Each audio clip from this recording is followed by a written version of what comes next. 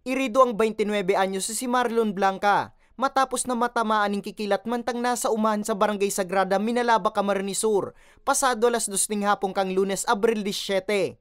Sa impormasyon, mantang nagtatanom ning paroy si Blanca asin sarong pag-iriba, bigla subot buminagsak ang makusog na uran, rason nga ni magsirong ang pag-iriba kang biktima. Makalis ang pirang minuto, nagahagad na ning akudir ang biktima na tinamaan na pala ning kikilat. Kung makita niyang paralyzed yung iba yung pakiramdam, agad naman yung dinala nung kasamahan niya dun sa barangay health worker at tingin kung ano ang kalagayan ng katawan niya.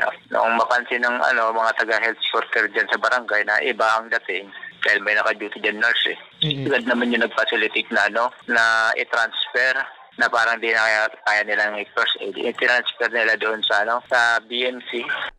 Basado man da sa doktor na nag-atender sa biktima, maluyang bultay ng kuryente gikan sa kikilat ang tuminama kay Blanca, kaya maswerteng dainin na puruhan.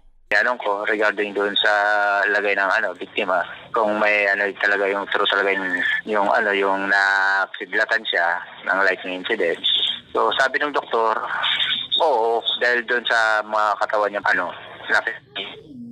Sa ngunyan, nagpaparayray pa sa ospital ang biktima.